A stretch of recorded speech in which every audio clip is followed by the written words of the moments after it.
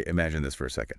A world where over 700 million people are trying to get by on less than $2.15 a day, every single day.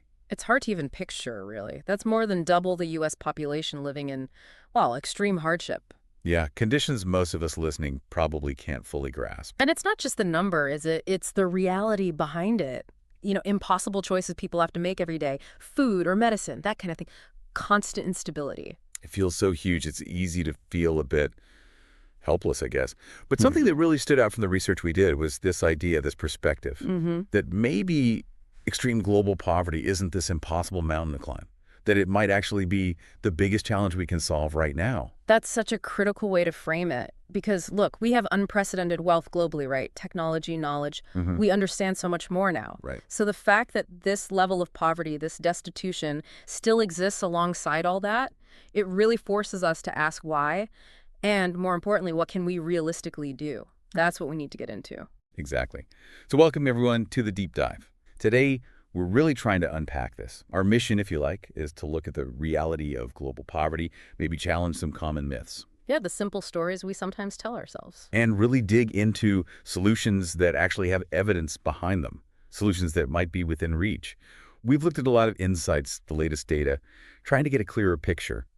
Okay, ready to jump in? Let's do it. So let's ground ourselves first. Where are we right now? The World Bank figures for 2024, they paint a pretty stark picture. As you said, 9.2% of the world's population in extreme poverty. That's below the $2.15 a day line. 9.2%. That's nearly 1 in 11 people on Earth facing that daily struggle. And the knock-on effects are just devastating in so many ways. Absolutely. Think about this. Globally, 1 out of every 3 children suffers from malnutrition. 1 in 3. Yeah. And that's not just about hunger today. It's about stunted growth, weaker immune systems. It's about, well, limiting their future potential from the very start. And it goes beyond just extreme poverty, too, doesn't it? Something like 80% of all humanity lives on less than $10 a day. Astonishing, isn't it? 80%. That's the vast majority of people on the planet just operating with huge limitations on what they can do, the choices they have. It really highlights the massive imbalance in how wealth is distributed around the world. It does. And like you touched on earlier, poverty isn't just about not having money.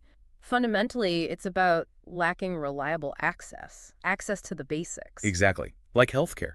Millions still die every year from diseases we know how to treat or prevent, basic stuff. It's tragic, but where you're born can literally determine how long you live. And education is another huge one. Around 260 million children aren't in school. 260 million. That doesn't just hurt them individually, obviously. It holds back their whole community, their whole country's development. And when you combine that lack of education with, poor healthcare, lack of basic necessities, it creates this trap, doesn't it? This cycle of poverty passed down through generations. Makes it incredibly hard for families to get ahead. It's a formidable barrier. So here's the big question then. We have this massive global economy, right? Generating something like $100 trillion a year. How can this level of poverty still exist? It just feels like a massive contradiction. It is a contradiction, and it's a question that pushes us beyond the easy answers. We have to look at the systems, the structures underneath it all. Yeah. It makes you wonder, are we really tackling the roots of the problem or, just putting Band-Aids on the symptoms? Exactly. And, digging through the research, one point kept coming up, this idea that poverty is just down to bad luck or people not working hard enough. It just doesn't hold water when you look at the bigger picture. No, it doesn't. And that's such a common myth, but it's also quite damaging, isn't it? Because it shifts the focus away from the real mechanisms, the systems that actually create and sustain poverty. Right. Blaming the individual lets the system off the hook. It ignores these powerful systemic factors. And by systemic, we mean like the underlying rules, the power dynamics, both within countries and in the global economy itself. Yeah. The phrase that stuck with me was poverty is by design. It sounds harsh, but it suggests that, well, historical events and current policies, the structures we have, they play a really big role in keeping things this way. It's a provocative way to put it, but it forces us to confront uncomfortable truths. Let's unpack some of those factors. Okay. Well, historically, you absolutely have to look at colonialism, the way resources were systematically stripped from so many nations that are now considered poor. Right, for centuries. Exactly. Wealth was extracted, local development was actively discouraged or shaped only to benefit the colonizer, and that leaves a long, long shadow. Economic vulnerability, weak institutions. It's a direct legacy. Think about how economic systems were set up just for extraction, not for diverse local growth. It's a heavy history. And then coming more up to date, you have the issue of corrupt governments in some places. That's a huge barrier, isn't it? It's just awful when aid money meant for the poorest people gets siphoned off or wasted. It completely undermines any effort towards real development. When public money disappears into corruption, schools don't get built, hospitals don't get supplies, it traps people Erodes trust, too. massively. And then there's the global trade system itself. It often feels like the deck is stacked against poorer countries. Rich countries subsidizing their own farmers, for instance. Yeah, how can a small farmer in, say, Africa compete with that? They can't. It makes it incredibly difficult for them to access global markets, even if they're more efficient producers sometimes. It's a very uneven playing field. So while some advocate for free trade, Many developed nations use what are called protectionist policies, things like tariffs, quotas, to shield their own industries. It limits opportunities for developing countries to actually trade their way towards prosperity. It's a real contradiction. and then there's debt. This just seems crippling. So many poorer nations are caught in these, debt traps. They're paying so much in interest. Often more than they spend on healthcare or education. Think about that. It's a vicious cycle. How can you invest in your future when you're just constantly paying off the past? Exactly. This unsustainable debt just restricts everything. It limits their ability to meet the basic needs of their own people. It's like trying to run up a really steep hill constantly. It all sounds so entrenched, Yeah. overwhelming almost. But, and this is important, it's not like progress is impossible, right? We have seen huge changes. Absolutely not impossible. China is the obvious, massive example, lifting 800 million people out of poverty in about 40 years. 800 million, it's an absolutely staggering achievement. It really is. And it's proof, isn't it? Proof that large-scale poverty reduction is possible.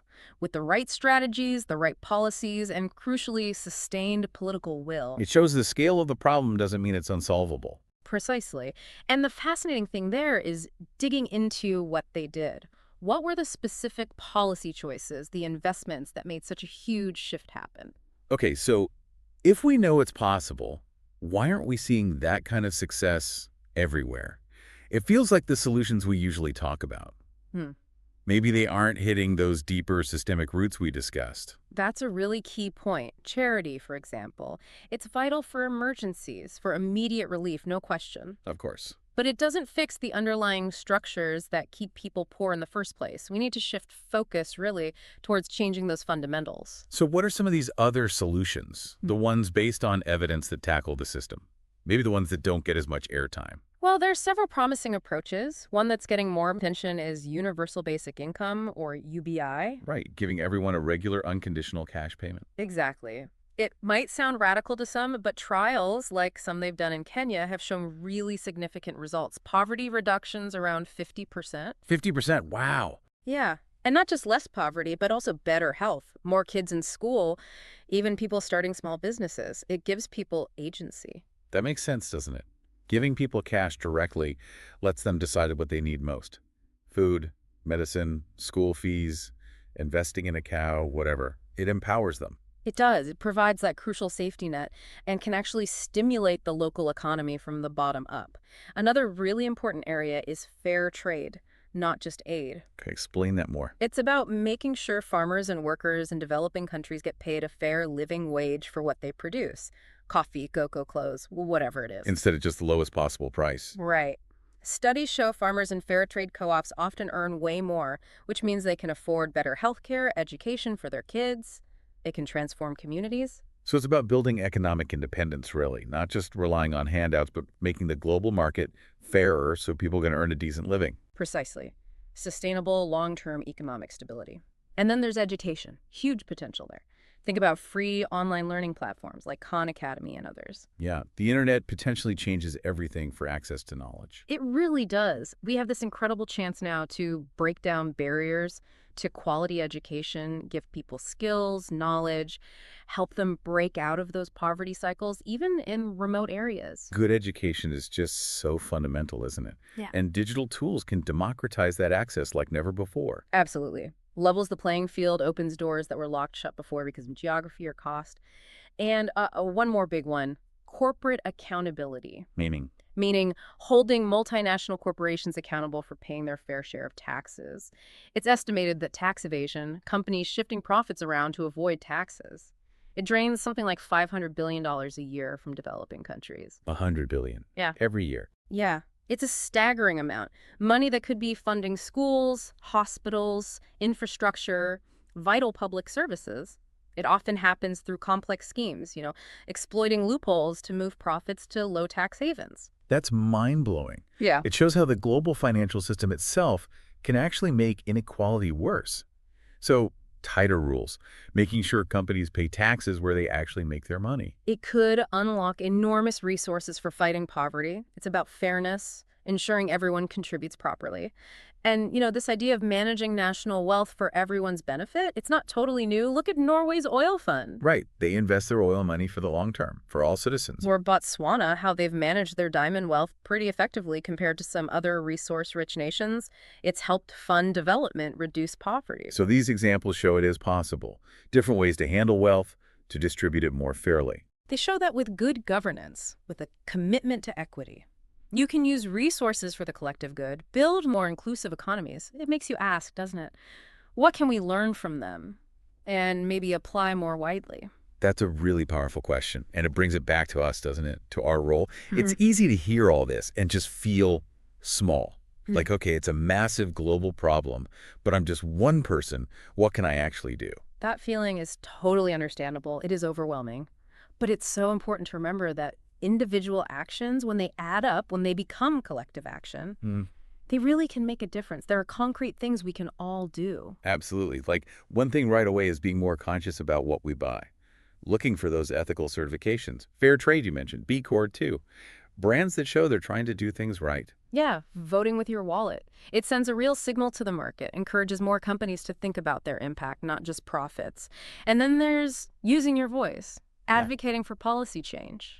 Well, voting for leaders who actually care about these issues, who prioritize global development and fairness, signing petitions, just raising awareness in your own circles, talking about it. Our voices together can put pressure on politicians, on governments, to make those bigger systemic changes we talked about. Definitely. And if you do donate money, think about how you donate.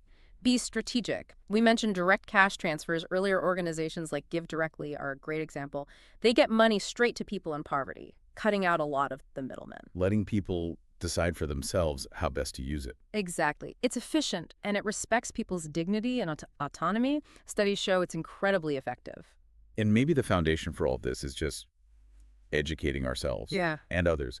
Keep learning about global poverty. Understand it's not hopeless, that there are solutions, that our choices matter. That itself changes the conversation. Knowledge really is power here. Understanding the complexity, challenging those old myths, that's how we build the support needed for real change. Because, yeah, maybe one small action feels small.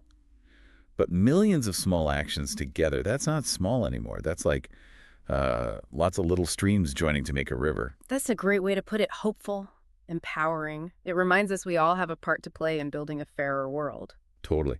Because fundamentally, ending extreme poverty, it's not just about being nice, is it? It's not just charity. It feels more like justice.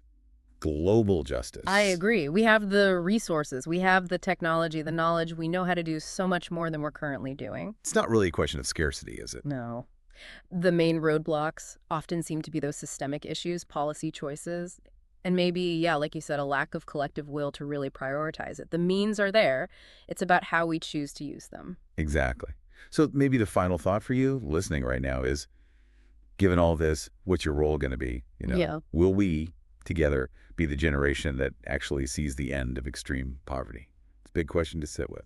It is, and it's an invitation, isn't it, to think about how each of us can contribute in whatever way we can to making that fairer world a reality. Yeah. So if this conversation, this deep dive, got you thinking, maybe gave you a new angle on things, please take a second to like it, share it with someone, Subscribe if you want more discussions like this. Let's help turn this awareness into actual action. Your engagement really does help. It keeps these important conversations going, inspires others to learn, maybe get involved too. Well, thank you so much for joining us for this deep dive.